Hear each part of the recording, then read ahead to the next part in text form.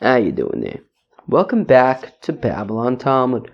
Today we're studying Daf Kuf Yud Beis, Daf 112 of Masechta Sanhedrin, friends.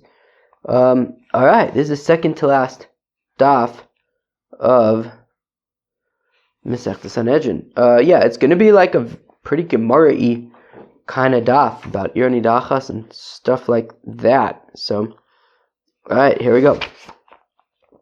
We're going to start on Daf Kuf Yud Beis Amud Aleph, about 6 or so lines in to the Amud. Kuf Yud Beis Amud Aleph, the 2 dots. Adshe Yudach Ruba. Okay, the majority of the city needs to be convinced to do Avodah Zarah. Heichi of Dinon. So how does this work in practice, right? Meaning let's say there's 100 people in the city. So if 49 people serve Avodah Zarah, and they get skila. If 51 serve Avodah Zarah, so then everybody gets saif. So as you judge the first one, when you judge the first one, you don't yet know if it's going to be a majority. So what do you do with the first guy? What do you do as you're going along until you determine that there's, we've just tried 51 people, but those first people, what happens to them? Are they judged as nir nidachas? Are they judged as individual? How does that work? What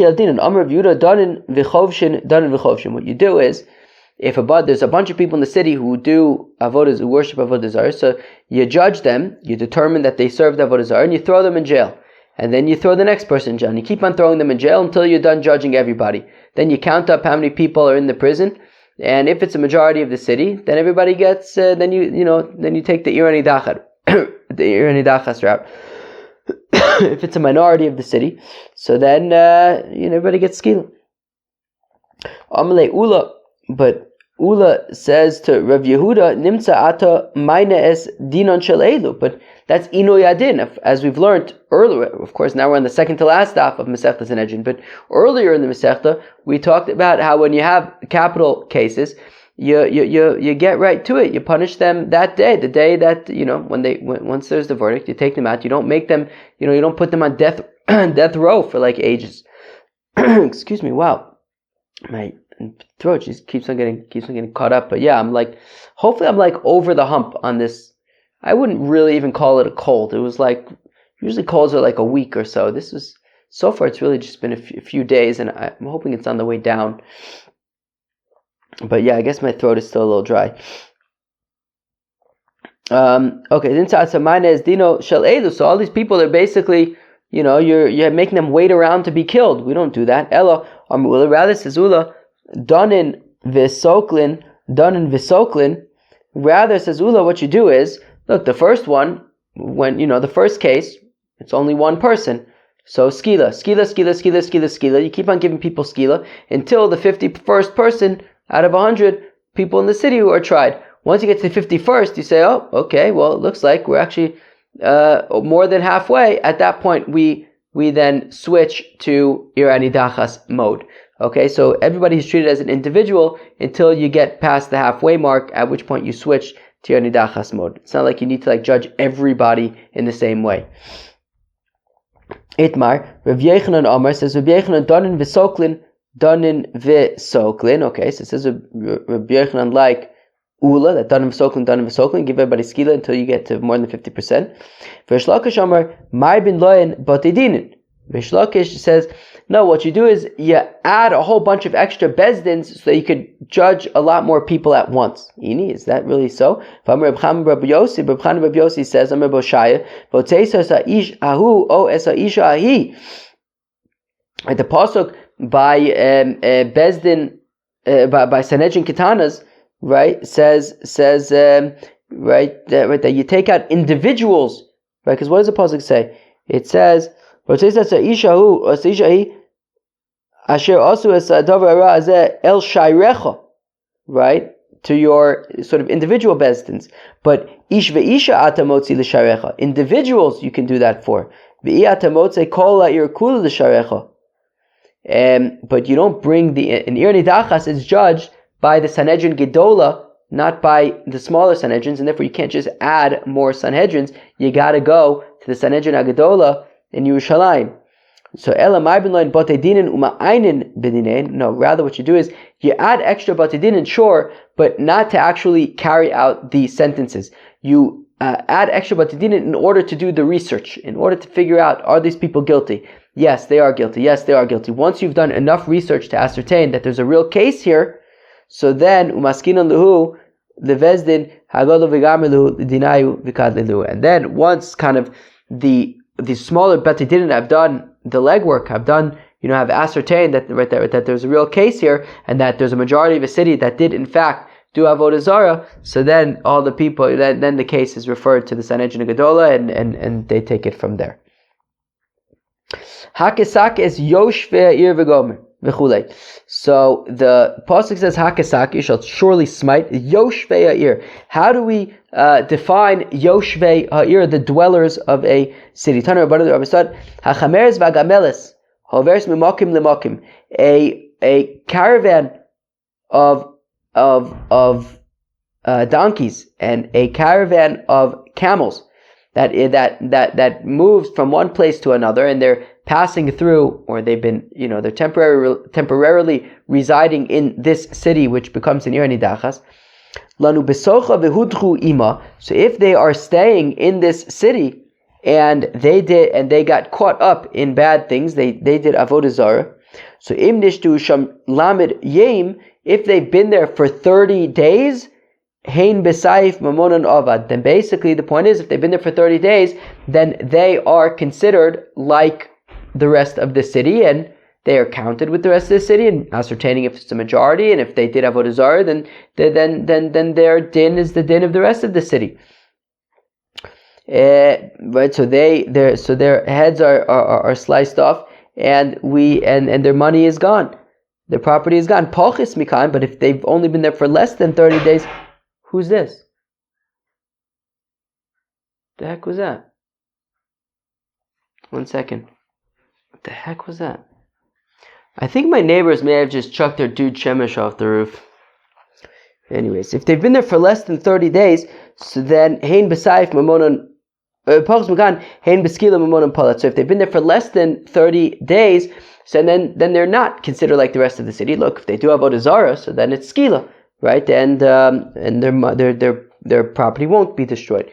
They'll just be considered like individuals. For a mini, but we have a contradiction. Kamayu boyer v'yeh ka'anshi ho'ir, right? This is from Masechta Bave Basre. That was the previous Masechta. Interesting. Now that we're at the end of Masechta Sanhedrin, it actually does feel like Bave Basre was a long time ago. For a while, it felt like Sanhedrin was going pretty quickly.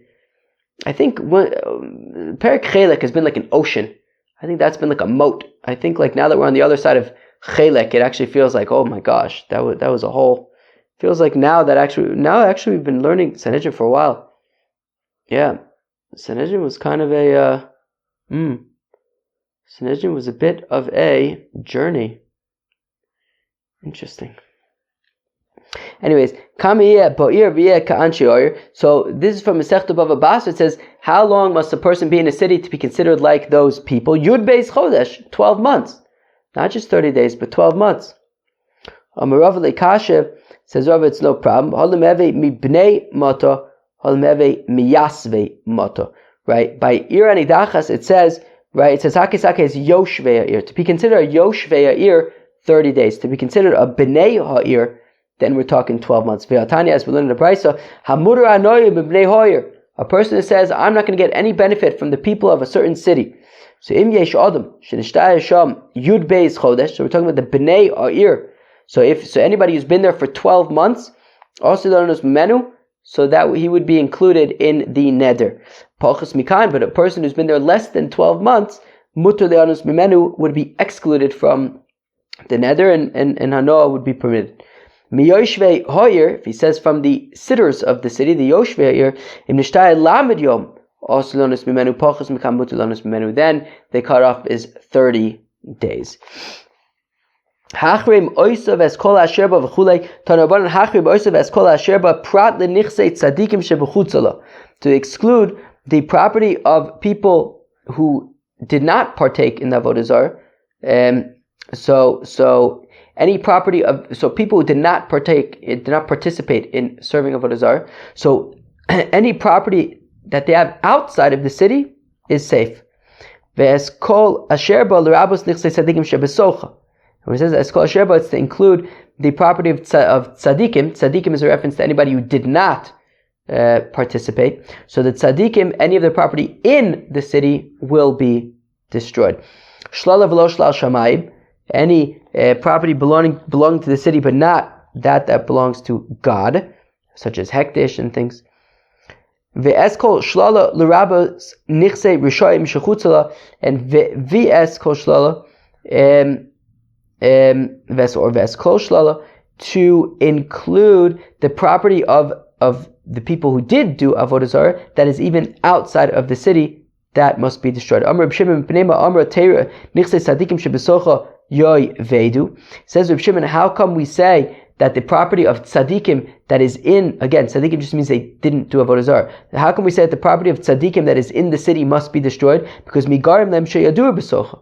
Well, how come these tzaddikim are living in this terrible city that's going to be destroyed for doing avodah zarah? Mamona.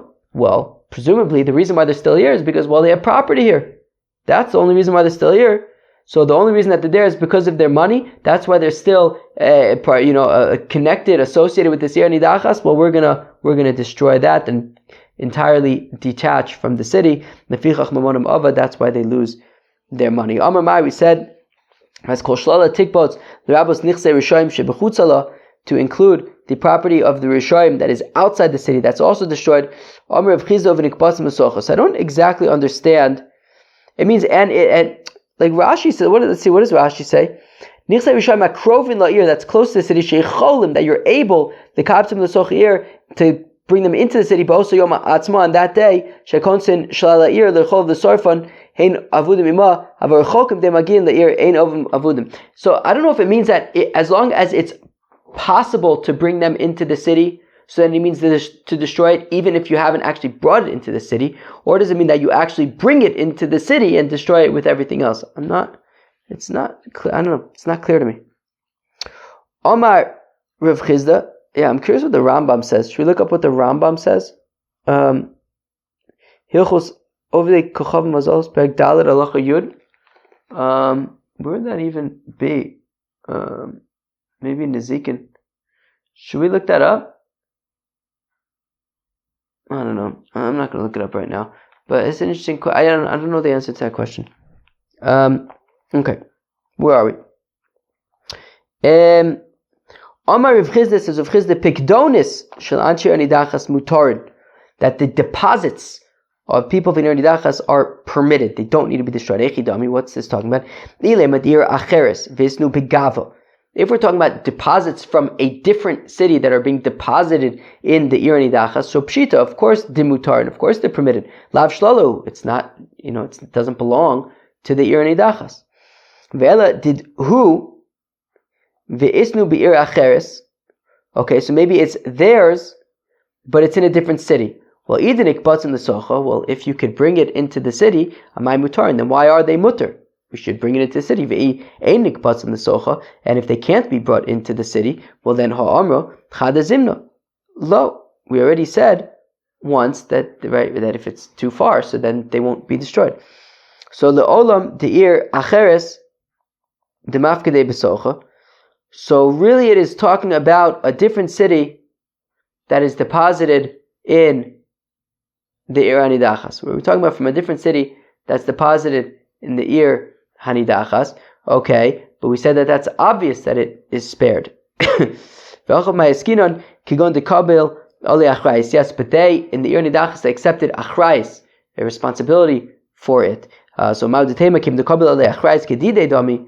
I mean, I've thought that since in the Ir Nidachas they accepted responsibility to guarantee these deposits, so therefore it could be considered like it's theirs and they should be destroyed. Then no, if it's deposits originating from a different place, they are spared. Amr of Chizda behema chetza shel Ir Nidachas v'chetza shel Ir acheres, a animal that half belongs to Ir Nidachas and half belongs to a different city, asura is forbidden. Okay. Isa chetzer shel ir nidachas v'chetzer shel ir acheres muteres. But a doe that half belongs to Ir Nidachas, half belongs to a different city is permitted. You just cut it in half and I guess take the half that belongs to the other city is permitted. My timer behema commandelo pligadamya, because a animal is considered something that is not divisible. You can't just divide up an animal, meaning when it's alive. So Isa commanded pligadamya, but a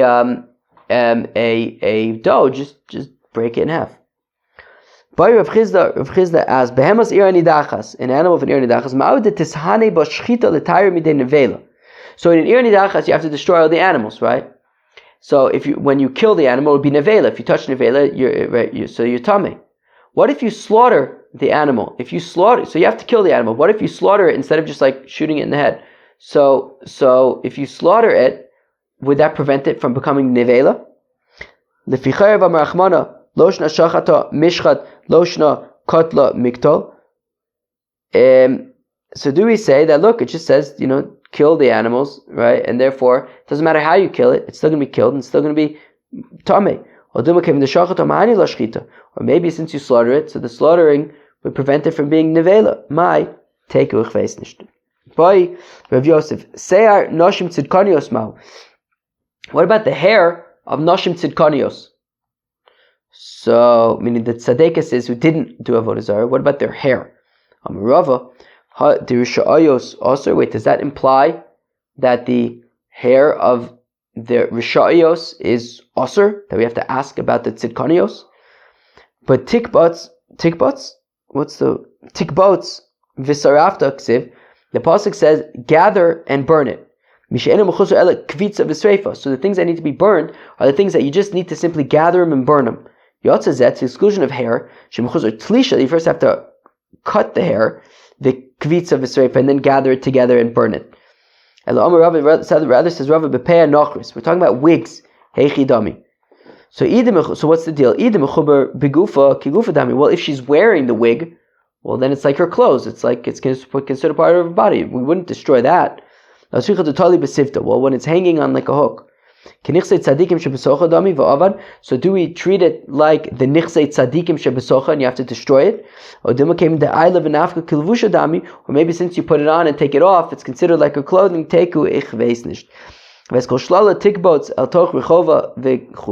And you gather all the stuff into the square. If there's no square, says Rabbi Shmuel, if there's no square in the city, it can't be an Ir Nidachas. You need a square. You need a city square. Rabbi Kiva says, Rabbi Kiva, Ein la Rechov os la Rechov. Rabbi Kiva says, if it doesn't have a square, create a square. But my Kamifke, what's the machlokes? Myself Rechova meikara mashma. Rabbi Yishmael says that Rechova in the pasuk means the square that was already there. Myself Rechova hashtanami mashma. Whereas Rabbi Kiva says, no, the square in the pasuk can even refer to a square that you're building now. And any hektish should be redeemed. If there was kodshim in the Ir Nidachas, so if it's kodshim is beyach, so if it's animals that were consecrated to be brought as korbanis, yamusu, they have to die. Kodshim bedekabayis, but if we're things that you donated to the temple treasury, well then yipadu, redeem them. V'trumas yirkivu, and any truma you just let it rot. U'maiser sheni v'chisvei hakodesh yigonzu, and any maiser sheni and any writings, holy writings need to be stored away. Rab Shimon Omer says, Rab Shimon behemta v'lo behemos bechor u'maiser. So the animals of the city, to exclude the animal, a bechor or meiser behema. Shlala, prat the kesef hektish bekesef meiser. When it says shlala, it's stuff to exclude money of hektish. I guess if you redeemed stuff, or just was maktish money to bring to the base of mitzvah bekesef meiser, or if you redeemed meiser sheni, that's excluded. How you bought kodshim? We said earlier that if there were kodshim is be'ach yamusu. If it's animals that were consecrated to be brought as korbanos, they have to die. Why do they need to die? Why don't you just let them graze until they get a mum, v'machru, and sell them, and then use that money to buy a different animal. Rabbi Yochanan says, look, the offerings of Rishaim is an abomination, so just, there's nothing to do with these animals. These animals belong to Rishaim. It was going to be the korban of a Rasha who was killed for doing Avodah Zarah. Just forget about it. Let it go. Rish Lakish says, Rish Lakish Mamun Bailim Hu? Rish Lakish says, well, this animal is considered the money of its owners, and its owner his head is sliced off and all of his property is destroyed. And here we're talking about Kodshim that you're chayiv b'achrayusan. I guess, like, for example, I assume it's talking about like a neder, for example. They say you're going to bring a korban, so even if this one gets lost or killed, so you have to bring a replacement. So Reb Shimon then so like Reb Shimon who says that money that you're chayiv, a kodshim shechayiv b'achrayusan is considered mamun bailim, and therefore it is killed. Hami the sefer Reb Shimon he reishalav Reb Shimon. But one second, we said in the sefer we say Reb Shimon Omer b'hem tov v'lo b'hem es b'chor u'maiser, implying that up until then it's not the opinion of Reb Shimon. Now the kodshim kalim v'liba to Reb Yossi Aglili, rather what is talking about is kodshim kalim according to Reb Yossi Aglili d'Omer kodshim kalim mamun bailim. That Reb Yossi Aglili says that kodshim kalim belongs to its owners, and therefore because it belongs to the owners, says Rish Lakish, you would have to kill it. Aval kodshim my yipadu, but then that would imply, okay, so kodshim kalim you have to destroy because it belongs to the owner. But what kodshim you would redeem them. But adatoni seifa kodshim bedekabayis yipadu. It says in the seifa that kodshim bedekabayis is redeemed. So once already we're making distinctions about things that are killed and things that are redeemed. Well then lifle v'lesne bedida. We should make this distinction. We should say when it comes to kodshim, when do we say when do we say that we destroy the kodshim? By kodshim kalim, which belong to their owner. Aval kodshim, but by kodshim yipadu. For example, korban chatas, it should be redeemed, but we don't say that. Came in the ika, so we say, well, that's just because came in the ika chatos shemesu ba'aleh delamisa azla lo psikale. The thing is, you can't just blanketly say that kodshim kalim is killed and kodshim are redeemed, because you can't just blanketly say that kodshim are redeemed, because, for example, you have a chatas shemesu ba'aleh. If you have a korban chatas that its owners die, so you have to kill that. That would not be redeemed. That's just a halacha. That chatas shemesu ba'aleh is lemisa. So therefore, since you can't just blanketly say that by all kodshim yipadu, because there is, after all, chatas shemesu ba'aleh, for example, which is killed, it's lemisa, so therefore it doesn't say that kodshim yipadu. Bishlama Reb Yochanan le'amer Rish Lakish. I understand why Reb Yochanan does not say like Rish Lakish, tichsiv zevach Rishaim te'eva, that the offerings of Rishaim is an abomination. Therefore, we don't redeem this animal and bring it as a nedava. Use its money to buy a nedava. El Rish Lakish, my time le'amer Reb Yochanan. Why does Rish Lakish not say like Reb Yochanan that zevach Rishaim te'eva? Oh my Lord, because Rish Lakish will say to you, because I could argue, says Rish Lakish, that when the pasuk says zevach Rishaim to'eva, it's referring to the actual animal of a rasha. But I could argue that in this case, once already you redeem the animal and now it's money and you're buying a new animal, maybe that would not be considered zevach Rishaim to'eva anymore. Reb Shimon Omer behemtecha v'lo behemas bechor u'maiser. Says Reb Shimon, your animal, not the animal, right, to the exclusion of bechor and maiser. Oh man. Okay, one second. B'maya skinon, what are we talking about? Ilema bitmimin. If we're talking about where these animals are tmimim, they have no mums, they're tmimim. So shlal shamayim, well then it belongs to God. Of course, it's not destroyed. El b'bayle mumin. So rather it's talking about where they have a mum. Where they have a mum. Okay, because it has a mum, it belongs to the owner, right? By Bechor and by Meiser. So if it gets a mum, it doesn't have to be offered as a animal. It doesn't even need to be redeemed. It could be eaten. Well, then shlalin. Well, then it would be considered part of the stuff of the city. It should be destroyed, right? So if it's a tamimin, so it belongs to God and it's excluded, of course. If it has a mum, then it should be destroyed. So Ravina says Ravina la'olam b'bayle mumin. So it is talking about where it has a mum. Okay, so then shouldn't it just be destroyed? So umi shenechal b'toras behemtecha. But however, no, they are not destroyed, because which animals do you have to destroy in the Ir Nidachas? Animals that are associated with their owners. Yatsu elu she'ein ne'echolim b'toras behemtecha ele b'toras b'chor u'maiser. D'shlal shamayim ninu. That meaning, which animals are destroyed in an Ir Nidachas? So, for example, if so I told Adiel that I wasn't, here we go, here's the first time to use. So Adiel made some suggestions that instead of using Reuven, Shimon, and Levi, we should use, I forgot his names already. I wrote these down. I wrote them down. Give me a second. I wrote these down. I wrote down his suggestions. Itamar, Geva, Nadav, Yishai, and Neria. So Reuven is Itamar, Geva, Nadav. Okay, Itamar, Geva. Okay, so here we go. So where were we?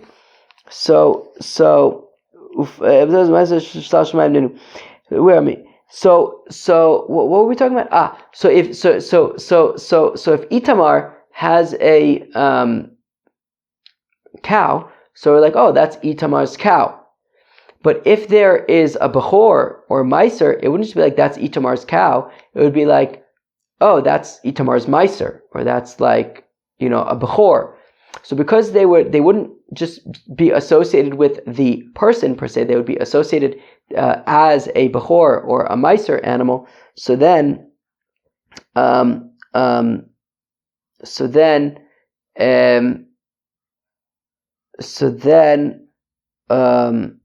therefore, they would not be destroyed as part of the Ir Nidachas. Okay, fine. Okay, so therefore they are excluded. Okay. Ufliga de Shmuel, but this argues with Shmuel. Shmuel says, Hakol karev, vakol nifte.